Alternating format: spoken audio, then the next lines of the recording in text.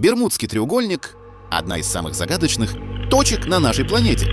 Зона, где исчезали корабли, самолеты и целые экипажи, будто растворяясь в воздухе. Что же происходит в этом месте на самом деле? Сегодня мы разберем самые популярные теории и реальные факты.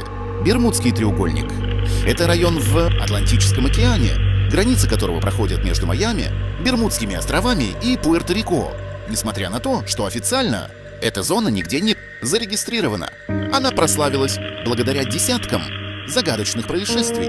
Эскадрилья Flight 19, 1105 год. 5 американских бомбардировщиков пропали во время тренировочного полета.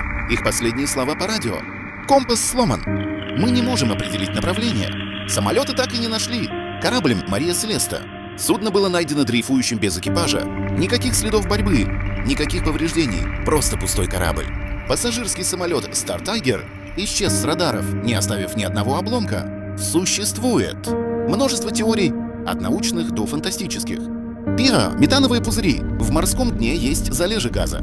Если метан резко поднимается на поверхность, он снижает плотность воды. Корабли могут тонуть прямо под собой. Мощные океанские течения. Гольфстрим способен унести обломки на сотни километров. Поэтому поисковые операции почти всегда безрезультатны. Электромагнитные аномалии. Ученые считают, что в этом районе возможен сбой компасов и навигационных приборов. Это объясняет слова пилотов Flight 19. Человеческий фактор. Погодные условия, ошибки навигации и сильные штормы. Вероятные причины большинства катастроф. Фантастические версии. Инопланетяне. Воронки во времени. Подводные цивилизации. Эти теории популярны, но научных доказательств у них нет. Заключение. Бермудский треугольник остается одной из главных загадок планеты. Наука уже объяснила многие исчезновения, но некоторые истории до сих пор вызывают споры.